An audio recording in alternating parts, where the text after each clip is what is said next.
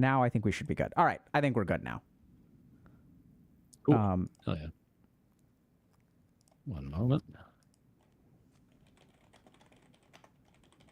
So what, so now your turn. I asked a bunch of questions before, and if we get canceled again, then we'll have to, I guess so, then maybe that's the universe's way of telling me that this conversation needs to be private, but yeah, or something. I don't know. So once again, like the third space sometimes sends me signals. And the signal is that your power turns off. Remember we were talking about like the third space and like the whether things are manifesting in the universe and like, or like whether it's just in here. Yeah. And like, this is what I mean, man. It's fucking weird, bro. Like, I don't know if this is cognitive bias on my part where I'm like looking at these random events and I'm making order of them, right? So we know that like our brain will look at like clouds and we'll say like, oh, that's a ferret. But like, that's not a ferret. We make signal out of noise all the time is the human brain. Yeah, it's because we're pattern recognition. Yeah. Right? Like humans are an amazing pattern recognition processing machine. Absolutely. That is the superpower that we have, hands down.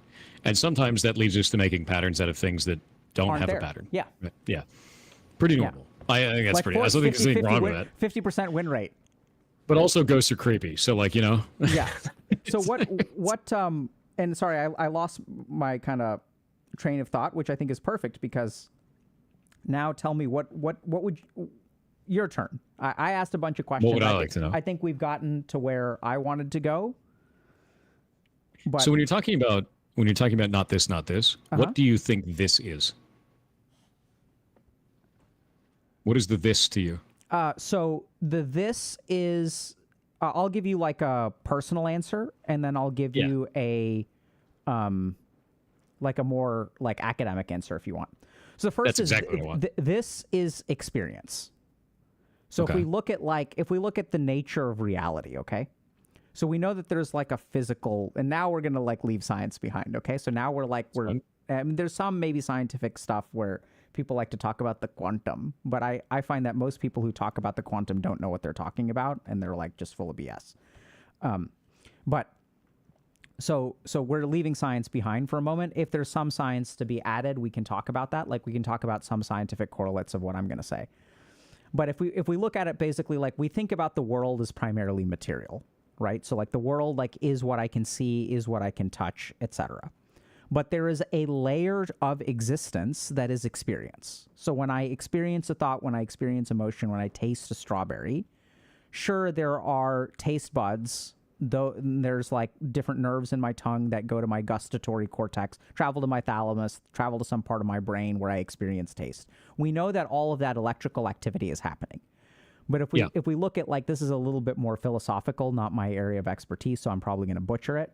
So like there's this concept of like qualia, which is like the fundamental like differentness of different kinds of things.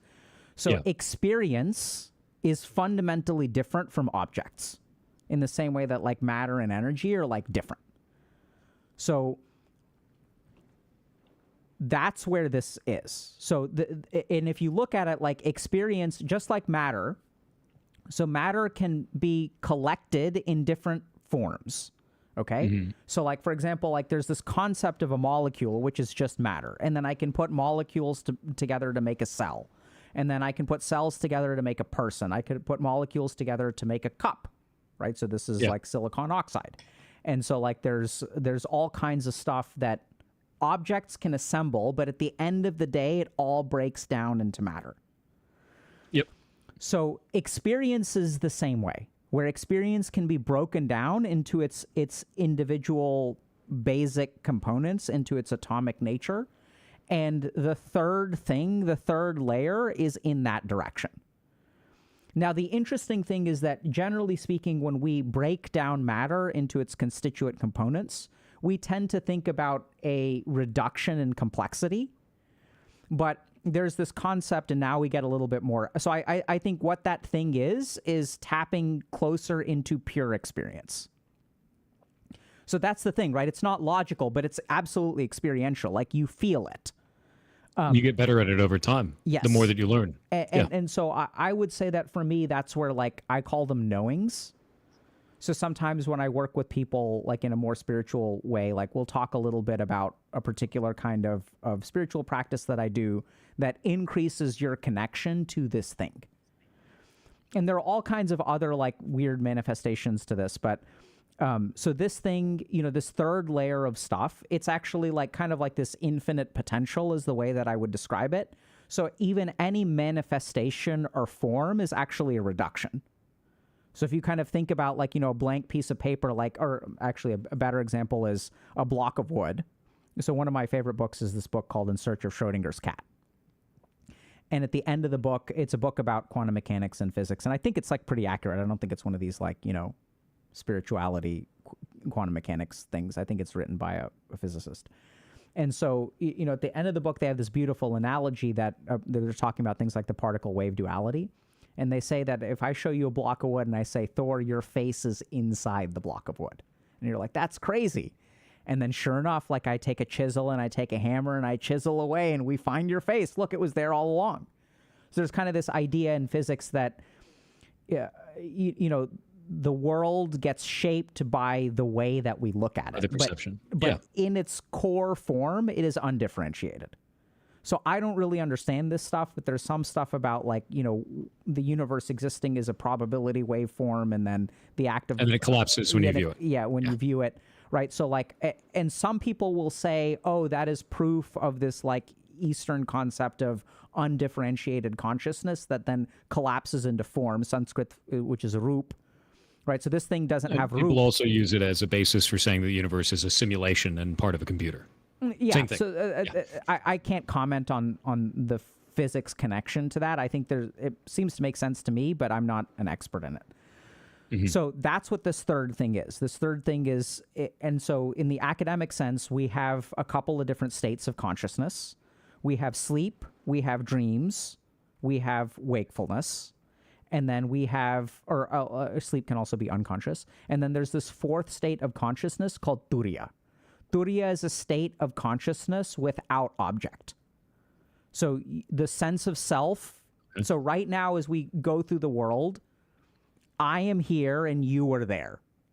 So if I'm playing a video game, like I am playing the game and things are happening in the game. But even when I worked with like esports teams, we kind of talk about becoming like a divine incarnation of a player where you are one with the game. And you'll see like some of these players like make these just amazing moves. And it's like they reach some transcendent level of skill where I'm sure there's a neurologic correlate. But when we talk about how to do that consistently, it is becoming one with the game. Yeah. So we see that in other ways too, like pretty much any athlete or even ones like NASCAR. Like it's even funny because we kind of explain that in certain oddities around the world where like you get in a car accident. It's not they hit my car, they hit me. And so there's little pieces of that in other stuff, which is interesting. So that actually is considered a misidentification. So we'll talk about that. But so the main thing is that so the closer you get to this thing, the better you will be. So even in terms of like flow state is like one step closer to this thing because in the flow state, and you said it. Yeah. Let me do this. Let me screen share with you. Hold on. Give me a second. I can see it on the stream too. Nope. We're gonna do this. You can see this, or no? Now I need to do this. Hold on. It's going to get confusing if you see the delay. Let's see. I can see the stream. Okay. Yeah, but the stream will be delayed by a few seconds. So now you should be able to see this. Oh, it's delayed by a lot for me. I got to refresh it. Yeah, no. I just go to Discord. Oh, okay, cool. I'm going to show them. Oh, God. What is going on now? It's showing. Okay. Now we're good. Okay. So here's what this thing is. So we talked about, oh, weird. Hold on. Okay. Weird. You're still off kilter. So small. But okay, we're going to have to just settle for that. If I'm screen sharing, we just pay the price. You'll be stuck in the corner. This empty space on the borders represents the nothingness that is deep within you, okay? I'm so small. Yeah. Okay.